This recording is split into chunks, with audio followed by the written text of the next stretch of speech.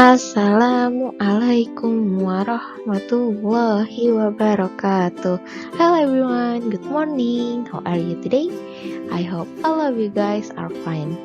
Welcome back to YouTube channel Mituritu with Miss Dia. Hari ini kembali lagi kita akan belajar tematik tema 3 subtema 1 muatan IPA. Sebelum mulai belajar, mari sama-sama kita mengucapkan basmalah. Bismillahirrahmanirrahim.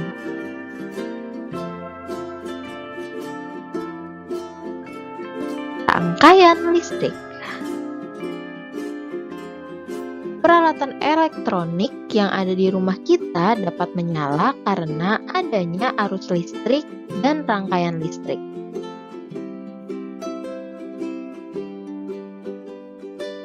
Rangkaian listrik tersusun dari komponen-komponen, yaitu sumber listrik, konduktor listrik, dan alat listrik. Perhatikan rangkaian listrik berikut.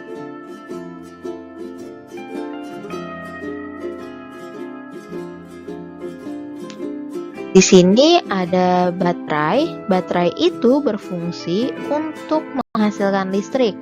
Arus listrik mengalir dari kutub negatif ke kutub positif baterai. Lalu ada saklar. Saklar ini sebagai alat yang dapat menyambung dan memutus arus listrik dalam rangkaian listrik. Selanjutnya ada lampu. Lampu berfungsi mengubah energi listrik menjadi energi cahaya. Lalu ada kabel listrik. Kabel listrik itu sebagai konduktor yang mengalirkan arus listrik.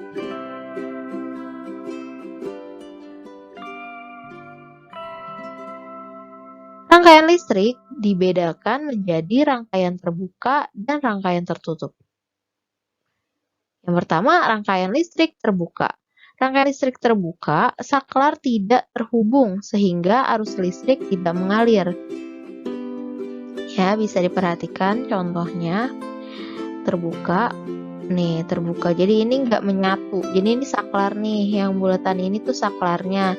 Nah, dia itu nggak kesambung, makanya dia tidak dapat mengalirkan arus listrik sehingga lampu ini tidak menyala. Lalu untuk rangkaian tertutup, rangkaian listrik tertutup, saklar terhubung arus listrik yang mengalir. Nah, ini kan saklarnya tertutup. Nah, oleh karena itu kita di sini bisa menyalakan lampu. Jadi, untuk dapat mengalirkan arus listrik, kita harus menggunakan rangkaian listrik tertutup.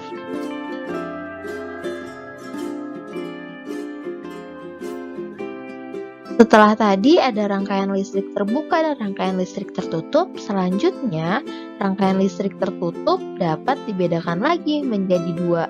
Ada rangkaian seri dan rangkaian paralel. Yang pertama, rangkaian seri. Rangkaian seri yaitu rangkaian yang disusun secara seri dan tidak bercabang aliran listriknya. Bisa dilihat ya, perhatikan gambarnya. Dia tidak bercabang, dia hanya tersusun dari satu aliran saja. Lalu yang kedua, rangkaian paralel. Rangkaian paralel itu rangkaian yang tersusun secara bercabang aliran listrik. Ya, bisa dilihat perbedaannya. Kalau di sini baterai disambungkan ke saklar dan lampu, dia hanya ada satu jalur aja. Dia rangkaian seri, disusun secara seri, tidak bercabang. Sedangkan yang paralel ini ada dua cabang. Nih, kita bisa lihat dari baterainya ya. Baterai saklar, yang pertama ini cabang pertama lewat sini, dihubungkan. Lalu ada lagi cabang satu lagi, dua. Jadi dua lampu ini dia lewat dua cabang yang berbeda. Itu yang disebut dengan rangkaian listrik paralel. Disusun secara bercabang.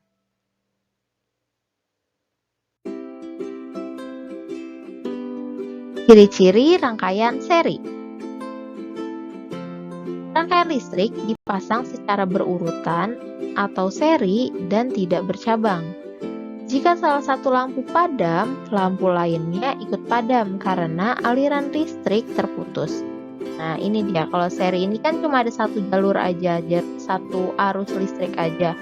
Makanya kalau misalnya saklarnya dihidupin, di on, dia lampunya dua-duanya nyala. Dan kalau misalnya dia di off, lampunya dua-duanya juga ikut off, ikut mati. Karena dia cuma ada satu arus listrik aja.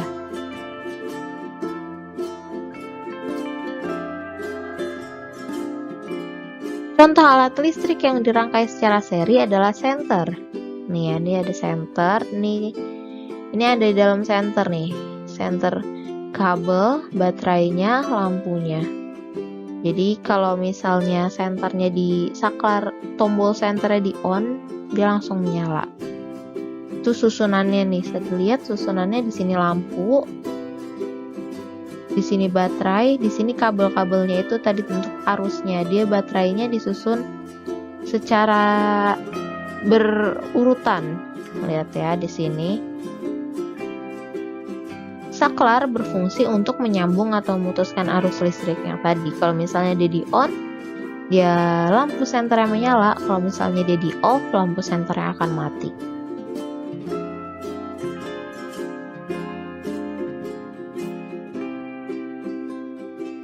Sekarang membuat rangkaian listrik seri.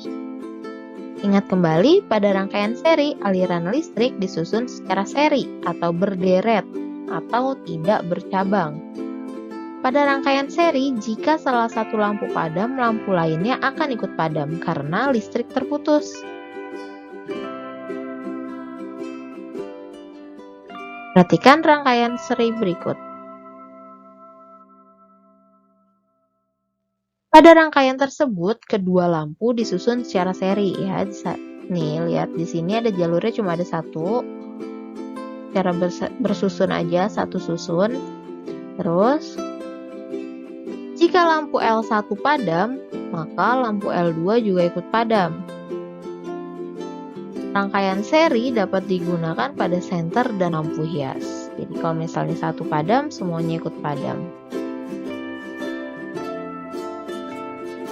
Okay, that's our lesson today. Thank you all for your attention. Kalau ada yang masih bingung, bisa langsung ditanyakan. Kurang lebihnya mohon maaf. Mari sama-sama kita tutup pembelajaran kita pada hari ini dengan mengucapkan hamdalah. Alhamdulillahirabbil alamin.